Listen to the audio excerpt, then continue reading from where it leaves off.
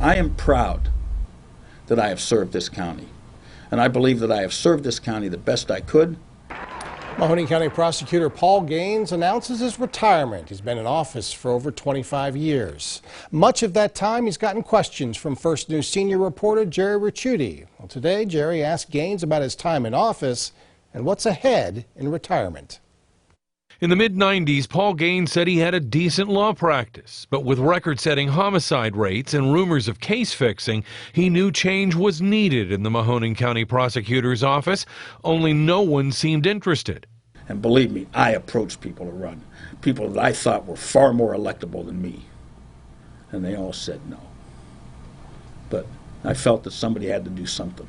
But now, after almost 26 years in office, Gaines is retiring at the end of this month.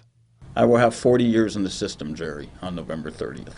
Gaines was first elected in 1996, defeating James Filomena. But before he could even be sworn in, he was shot in what we later learned was an assassination attempt by organized crime. He survived and months later took a phone call that would eventually lead to more than 70 federal convictions of local mobsters, political figures, and others. And the fact of the matter is that had it not been for her calling me, I don't know what would have ever happened. Although he's not recommending anyone at this point to take over the reins of his office, Gaines tells us that he's hoping whoever that person is ultimately runs the office honestly and efficiently.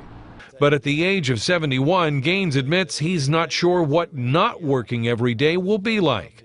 I've never been unemployed for any period of time since I was 14. For now, Gaines hopes his legacy will be for the job he did while in office. And I'm proud of that. And I believe that is what I will be best remembered for. In Youngstown, Jerry Ricciuti, WKBN 27 First News.